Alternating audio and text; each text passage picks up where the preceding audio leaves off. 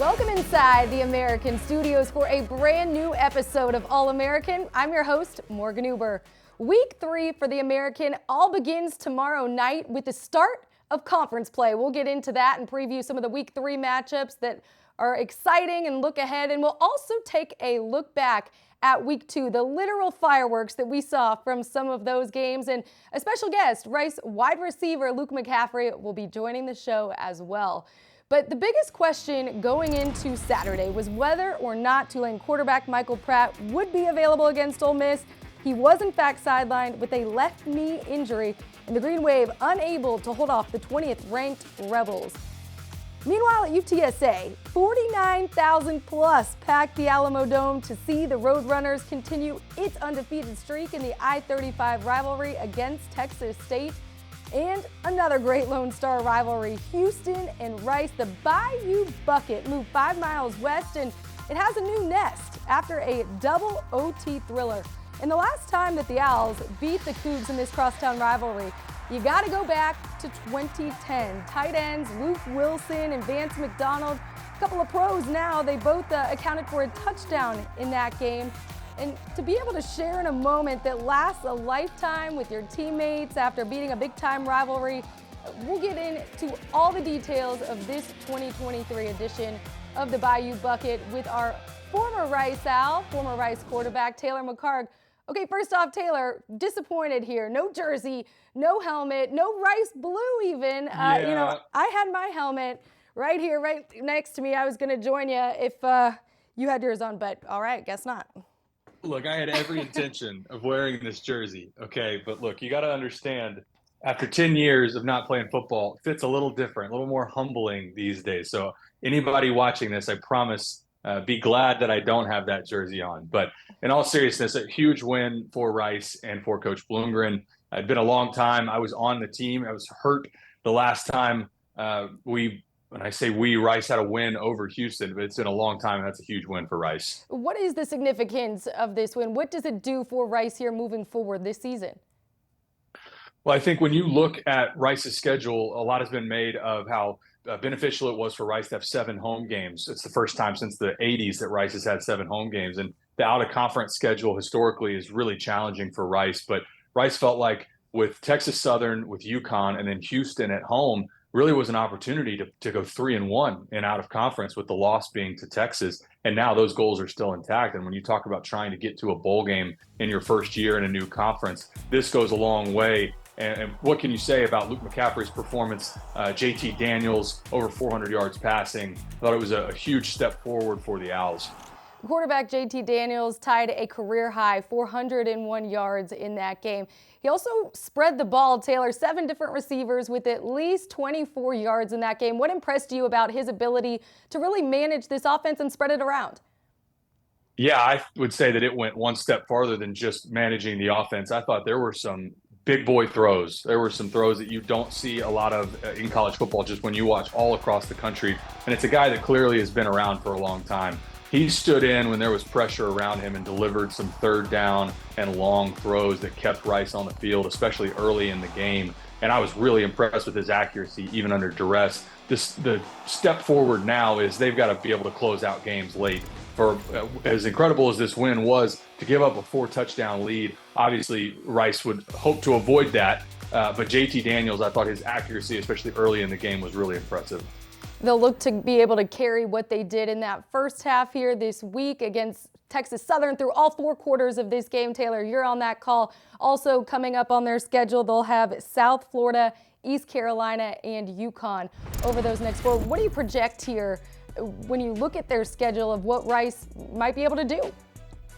Yeah, look, I think it's totally reasonable for Rice fans to have an expectation that they can win and potentially should win all 4 of these games. It'll be interesting to see, if they may be favored in all 4 of these games. I think certainly against Texas Southern, but it's also beneficial again to Rice that 3 out of the next 4 at home. Your one test at South Florida, that's a team that you feel like if you're Rice, you probably can win. East Carolina just lost at home. I think that's a winnable game, and then UConn from the out of conference. Another one that I think you could look up at the midway point of the season, and Rice is sitting there at 5-1, which I don't know that any of us expected coming into the season, but they've talked a lot about the confidence that they had in the building and just tuning out the noise from, honestly, people like you and me. From one team that's looking to keep things rolling to another team like Tulane looking to bounce back after their loss against Ole Miss. Quarterback Kai Horton getting his first start with the injured Michael Pratt not being able to go on Saturday. Really early in that game, Taylor, it looked like Tulane had the edge, but then Ole Miss in that fourth quarter able to go on a run there and close it out. What was the difference? What did you notice in the first half compared to the second? 3 second half turnovers, and that'll get you beat against anybody, but especially against an SEC West opponent. I thought Tulane really all game, they were the more physical team, which I thought was really impressive in the trenches, offensive and defensive line. Kai Horton played really well, had a couple errant throws. I thought there was a miscommunication on one of those interceptions. Not sure what happened there. But anytime, again, you have 3 second half turnovers, it's going to be difficult to beat anybody. But I do think Tulane fans, there's a lot to be excited about still with this team. Obviously, I think this game is different if Michael Pratt is playing. But the piece that I would go back to that I was most impressed with was Tulane's ability to get pressure consistently on Ole Miss. And I thought they just wanted the point of attack on the defensive line. You mentioned Pratt being able to make a difference. Do you believe he changes the result of this game had he played? I do. Yeah, especially considering Tulane has a lead in the second half. And those turnovers that we talked about, that was a difference in a game. And I don't think you see that miscommunication if Michael Pratt is in the game. Now, this is obviously all speculation, but the team that I thought overall, they've clearly, meaning Tulane, have the bench depth and the defensive line, offensive line depth where they can compete against Ole Miss. And I thought quarterback play down the stretch was the difference in the game. And Kai Horton played well. We'll talk about him more in a little bit. But Michael Pratt, I do think, would be the difference in that game, and they probably win if he's in. Coach Fritz said if he's ready to go on Saturday, they will be playing prep. It sounds like right now he's day to day, week to week, but the next 4 games that they have, Southern Miss, Battle for the Bell, a game that they dropped a year ago. They'll be looking to get revenge. Then they'll host Nichols, host UAB, and then they have a bye. So gives Pratt a little bit of time to get healthy, get right, but also gives Horton some opportunities. Moving along to UTSA, Taylor, a game that I was at. The Alamo Dome lived up to the hype. Let me tell you, 49,000 plus of my closest friends all packed inside cheering on the Roadrunners. It was electric. But one of the things that's concerning, I guess you could say, if you look at what UTSA did last year, they were averaging 42 points through their regular season games. Now through week 2, only averaging 17 points. What do we need to see from quarterback Frank Harris? What concerns you? I think it's some on quarterback Frank Harris, but also just depth that they have in the receiver spot. And some of it's from injuries, some of it's from guys moving on. But they're lacking explosive plays. And in this game specifically, UTSA dominated time of possession over 37 minutes. They really just played keep away from Texas State. They didn't take advantage of that. We didn't see a lot of those chunk yardage plays, whether that's in the run game or the downfield passing game. And that's a lot of what we came to get used to from them last season and really the last 2 seasons. And that's missing in their offense right now. They're going to have to figure out ways to get those explosive plays because somewhere along the way, there's going to be a defense that shuts down your ability to have these 12, 15 play drives. And that's really the only way UTSA is scoring right now. And your margin for error is so slim if you don't have those explosive plays. Think back to, you saw the 3 turnovers, obviously, against Houston, and that was the difference in that loss.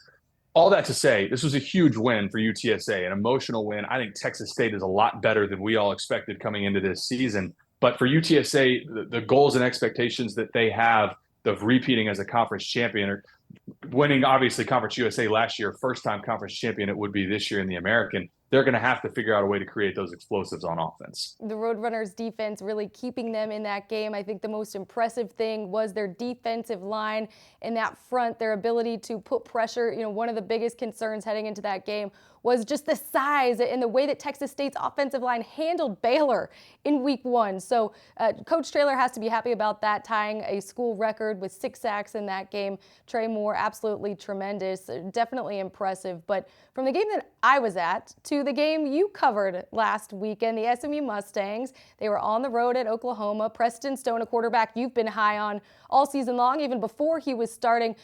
Taylor, tell me this. You saw it firsthand. SMU 232 total yards compared to Oklahoma's 168 in that first half. How do you explain what happened with the Sooners the Mustangs not being able to get that result? Well, there was two pieces that stood out in the first half. The first one was SMU had the better quarterback. Preston Stone was better than Dylan Gabriel, and that was all game long. The second piece, I thought SMU's defensive strategy and game plan coming in was outstanding. And when you look back, OU scored 73 points in their opener against Arkansas State, and a lot of that was downfield shot plays where they had seven-man protection and just threw it over top. And SMU took away all of that. Oklahoma had no explosive plays virtually in the entire game. And I loved what head coach Rhett Lashley for SMU said afterwards, where he talked about, hey, we made OU earn it. And they all game really forced Oklahoma to just run the ball right at them. And I thought there were a couple of key plays in the game that ultimately led to Oklahoma getting the win. But man, if you're an SMU fan, you should take a lot of confidence out of this performance and feel like this, to me, they now are right up there with Tulane in that 1 or 2 spot as a favorite in this conference right now. Another team that took a loss that I think fans have to be maybe a little more confident about than maybe they expected is the Charlotte 49ers. Biff Poggi and what he's doing there, turning this program around.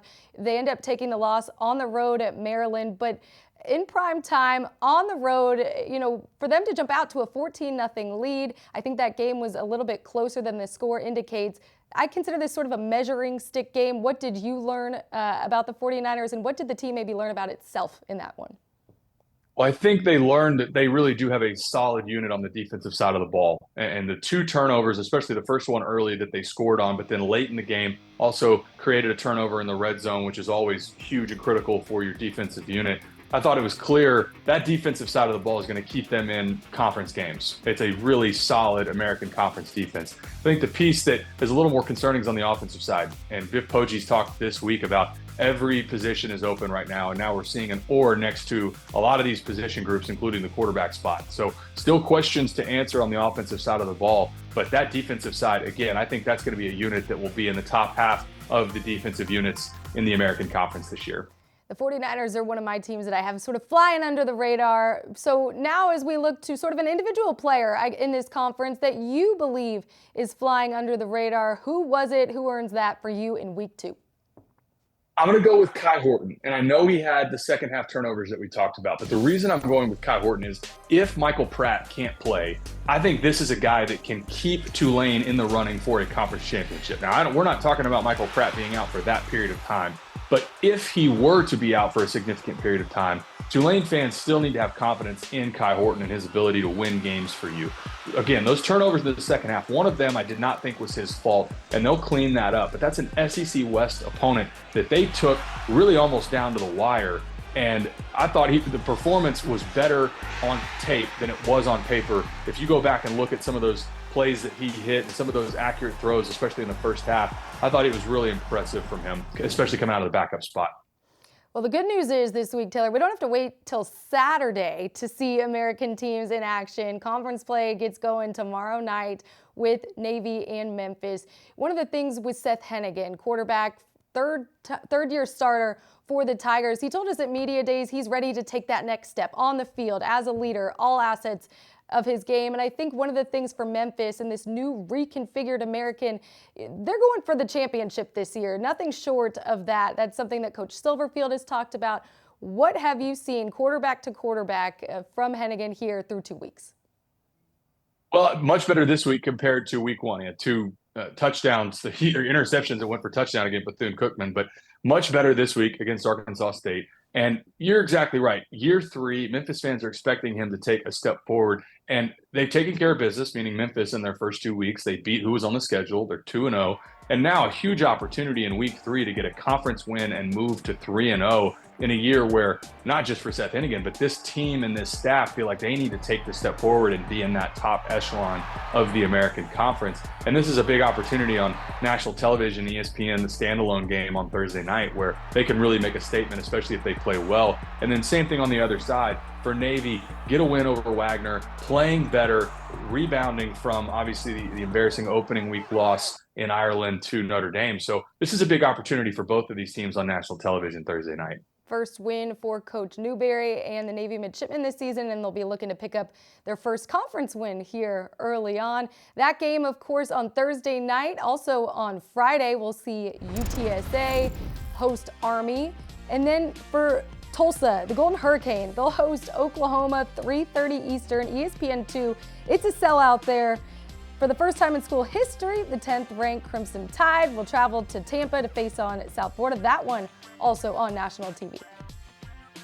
Yeah, I think the two matchups here that stand out to me are South Florida getting to host Alabama and Tulsa getting to host Oklahoma. I know what a big deal that is when you have a chance as a team that plays in a conference like the American, where you don't always get these, major teams like Alabama or Texas or the Ohio States of the world, Alabama. When you get somebody like that to come in, that means a lot to your program. And I think both of those games, even if they don't shock the world and get a win, meaning Tulsa and South Florida, even if they don't go get a win, I think there's still something that you can take from if they play well and put their best foot forward against these teams that obviously are at the very top of college football.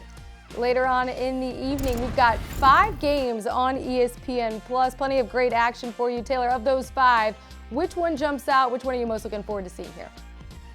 Really interested to watch UAB at home against Louisiana in this first year for Trent Dilfer and first year for UAB in the American Conference. If they're going to try and get it to a bowl game in the postseason, I know we're really early in the season to be talking about this, but this is a really important game for them on the road to bowl eligibility. Had the loss last week on the road. This would be a bounce-back win against a pretty good Louisiana team in a program that tends to be one of the better teams out of the Sun Belt. So I've got my eyes on Birmingham and UAB.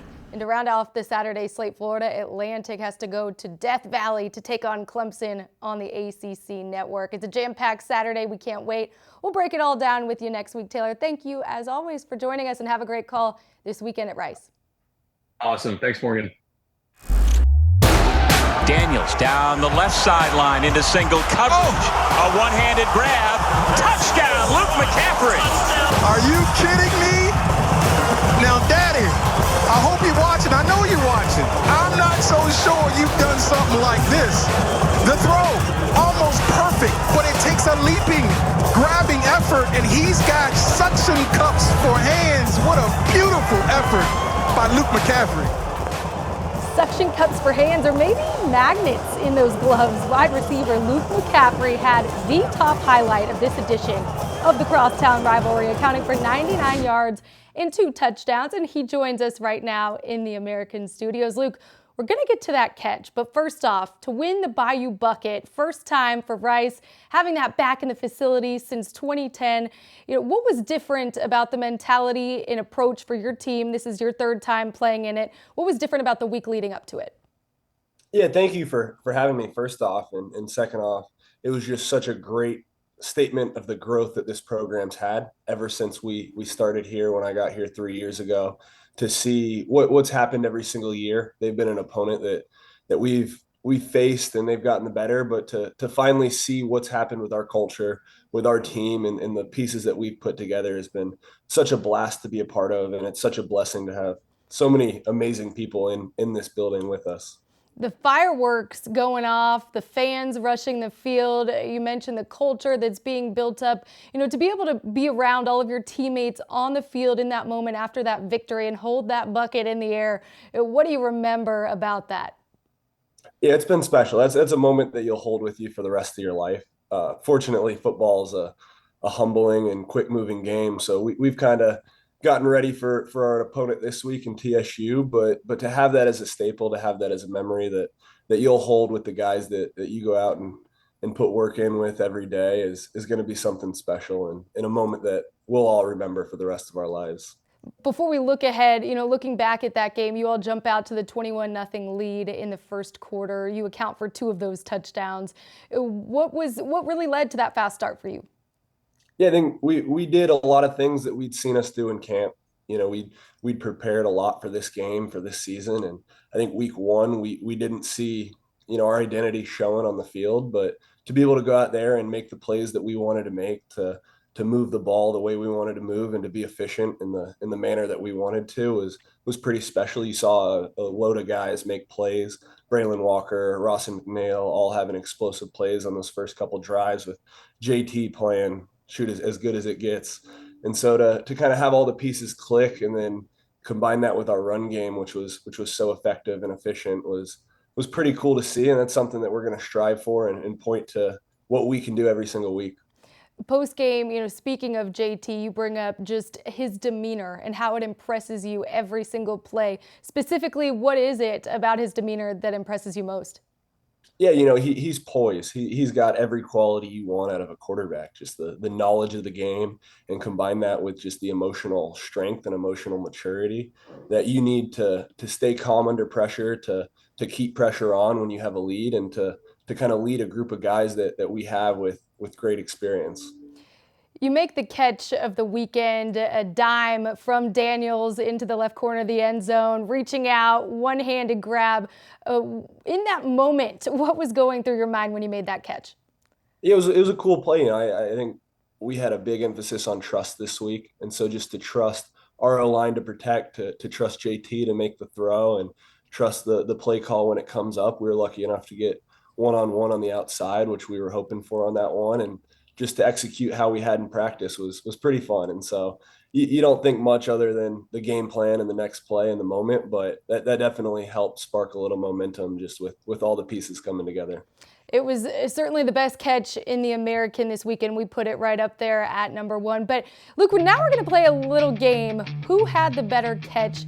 Family edition, okay? So we're going to compare your catch, that one-handed grab, to a few from your family. First, we're going to start with a catch from your dad. 1990, Cal versus Stanford. Look at Dad out there making that grab. No gloves. Who had the better catch, you or Dad? Oh my! I mean, I think that one was to win the game, to win a rivalry game. So it's hard to beat a walk-off touchdown right there. All right, let's move along to your brother, Christian. This is a little bit back in time when he was with the Panthers. A nice little one-handed grab, going up, leaping for it. Who had the better catch?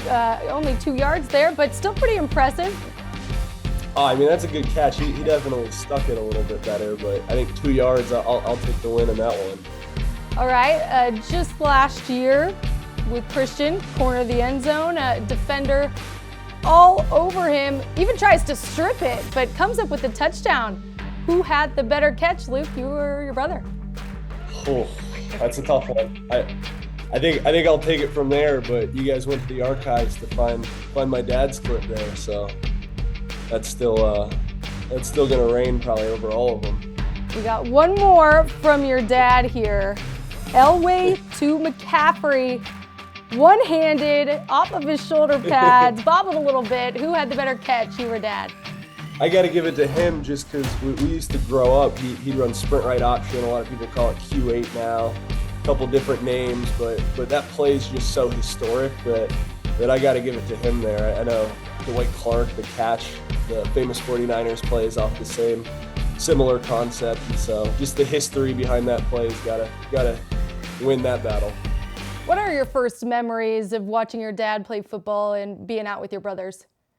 I have a ton. I was so young when he was in the league and when he was still playing, but the amount of highlights I've watched and rewatched of him and of my brothers is insane. So I think just that moment sitting in your room, kind of being able to watch people who you're around every single day and to mimic them like you do with all your heroes is something cool, in your room, pretending to be somebody who and you can aspire to be like, because you actually understand the truth of who they are and the greatness of what they do day to day. You seem to give them too a lot of credit on some of those catches. So of catches you've made though in your career, where do you rank that catch you made against Houston on Saturday? That one was a lot of fun. It's hard to rank. I'm always so process driven. That's something that our culture is sort of fed off of, and so it's hard to look into the past a whole lot. Hopefully, in my head I have a lot more one-handers, a lot more touchdowns, and so hopefully we can strive to kind of one up that every single week. Well, as you look ahead now to Texas Southern with Houston and the way that they played in the second half, what are some of the things that you all are looking to clean up and take from that game here into this week? Yeah, we think, the self-inflicted wounds, the turnovers, the drops, the missed assignments, those are really what kills an offense specifically and a defense as well. But I think if we eliminate those, we don't leave a lot of room there in that last game. And I think that as an offense and as a team, as a special teams and defense is our next step to becoming the football team we want to be. Luke, thanks so much. Congratulations on the Bayou Bucket win and best of luck this weekend. We'll talk to you soon. Thank you so much. You're now rocking with the best. You're now rocking with the best. Rocking with the best. You're now rocking with the best. Rocking with the best. You're now rocking with the best. Earlier this week, the conference announced the weekly award winners for men's and women's soccer and volleyball. And right now, we take a look at the best of the best here in American's Best. In volleyball, Tulsa outside hitter Kaylee Cassidy moved up the leaderboard. Now she leads the conference in kills, points, kills per set, and points per set. Cassidy earned the Offensive Player of the Week after averaging 7 points per set and hit .355 in wins over UT Arlington and Central Arkansas. In women's soccer, more recognition for the Golden Hurricane. The freshman Leah Diaz impressing in week 4 of the season and earning the Americans Offensive Player of the Week. She scored and assisted on another goal in the 4-0 win over UTEP. 3 days later, she scored the game-winning goal in the 2-0 win on the road at Central Arkansas. Finally, in men's soccer, South Florida's Jalen Anderson helped lead his team to the 1-0 victory over 15th-ranked Indiana. The senior scored the game winner for the Bulls in the 26th minute of action. It was South Florida's first win against the Hoosiers since 1984 and the first ranked win of the season. We've got plenty of live action across ESPN Plus for these Olympic sports. In volleyball, 36 matches happening over the weekend. And then women's soccer conference play begins tomorrow night. And finally, in men's soccer, conference play also kicks off on Friday through the weekend. In men's soccer, previously the American had 2 teams ranked in the top 25, the SMU Mustangs and FIU. However, the Panthers have since dropped out after their loss on Monday, but they still earn our respect this week here in top plays. First, we start at number 5 with the Mustangs. SMU taking on SLU.